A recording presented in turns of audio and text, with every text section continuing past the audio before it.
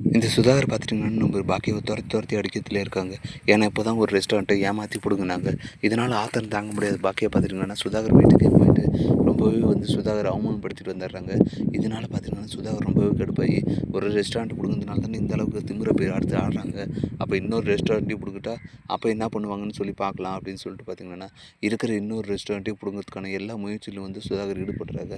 இதனால் மனசு உடைஞ்சு போன பாக்கியா பார்த்திங்கன்னா, என்னடா இது நம்ம வாழ்க்கை இப்படி போகுது, எந்த பக்கம் போனாலும் வந்து நம்மள துரத்தி துரத்தி அடிக்கிறாங்க, நம்ம வாழ்க்கையில் முன்னேறவே விட மாட்டாங்களா அப்படின்னு சொல்லி ரொம்பவும் மனசு உடைஞ்சு போய் அமைதியாக ஒரு மூலையில் உட்காந்துட்டு அழுதுட்டு இருக்க டைமில் தான் கோபி வந்துட்டு பார்த்தீங்கன்னா, ஏன் பாக்கி எப்படியெல்லாம் பண்ணுற, நம்ம சம்மந்தி வந்துட்டு எவ்வளோ நல்லவர் தெரியுமா, அவர் சொல்கிறதுல கொஞ்சமாவது அர்த்தம் இருக்கும் புரிஞ்சுக்கோ, நீ அவர் கூட சண்டை போட பாரு, இப்போ நடுத்தெருவு கொண்டு வந்துட்டாரு, இனிமேல் நம்ம என்ன பண்ண போகிறோம் அப்படின்ற மாதிரி சொல்ல உடனே பார்த்தீங்கன்னா பாக்கியாவுக்கு செம கோவம் வருது.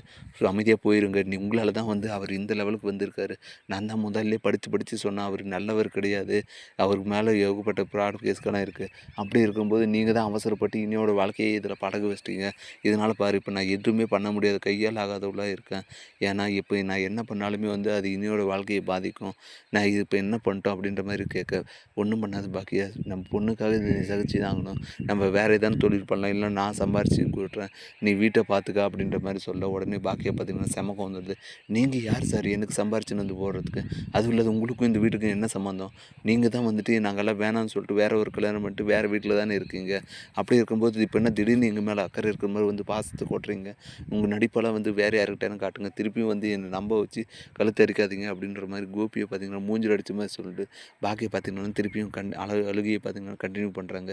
இதை பற்றி நீங்கள் என்ன நினைக்கிறீங்கன்றதை மறக்காமல் கமெண்ட் பண்ணுங்கள். மேலும் இது போன்ற வீடியோக்களை தொடர்ந்து பார்க்க மறக்காம நம்ம சேனலை சப்ஸ்கிரைப் பண்ணுறேங்க. தேங்க்யூ.